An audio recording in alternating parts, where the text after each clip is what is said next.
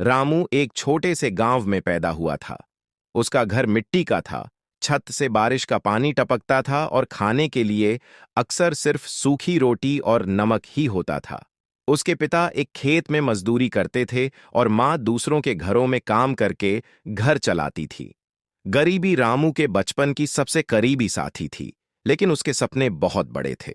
रामू बचपन से ही पढ़ाई में होशियार था।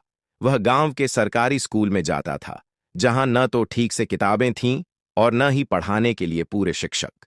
फिर भी रामू मिट्टी की स्लेट पर लिखकर अभ्यास करता और रात को दिए की रोशनी में पढ़ता। जब बाकी बच्चे खेलते, तब वह अपने भविष्य के बारे में सोचता था। वह खुद से कहता, एक दिन मैं अपनी माँ बाप को इस गरीबी से बाहर निकालूंगा। पढ़ाई के साथ साथ रामू छोटे मोटे काम भी करता था।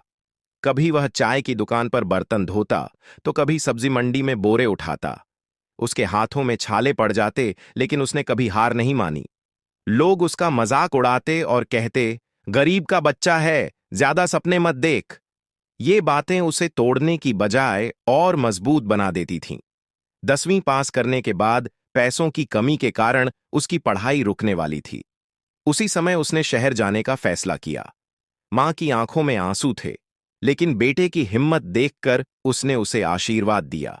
शहर में रामू ने एक छोटी सी फैक्ट्री में काम शुरू किया। दिन में काम और रात को पढ़ाई, यही उसकी दिनचर्या बन गई। शहर की जिंदगी आसान नहीं थी। कई बार उसे भूखे पेट सोना पड़ा।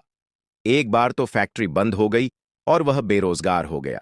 उस समय उसके पास बस कुछ सिक्के, 100 और ढेर सारा आत्मविश्वास था। उसने हार मानने के बजाय नए रास्ते ढूंढने शुरू किए। उसे समझ आ गया कि सिर्फ मेहनत नहीं, समझदारी भी जरूरी है। रामू ने लोगों की जरूरतों को समझना शुरू किया। उसने देखा कि इलाके में सस्ते लेकिन अच्छे खाने की बहुत मांग है।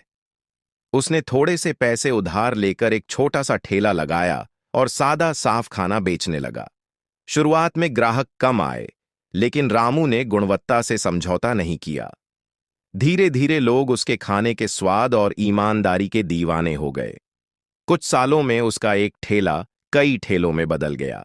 फिर उसने एक छोटी दुकान खोली और बाद में अपना खुद का ढाबा। रामू अब सिर्फ अपने लिए नहीं, बल्कि कई लोगों के लिए रोजगार का साधन बन गया। उसने कभी अपने संघर्ष के दिनों को नहीं भुलाया, इसलिए वह अपने कर्मचारियों के साथ परिवार जैसा व्यवहार करता था। समय के साथ रामू एक सफल व्यवसायी बन गया। उसके पास बड़ा घर, गाड़ी और समाज में सम्मान था, लेकिन सबसे बड़ी दौलत उसका आत्मसम्मान था। एक दिन वह अपने गांव लौटा।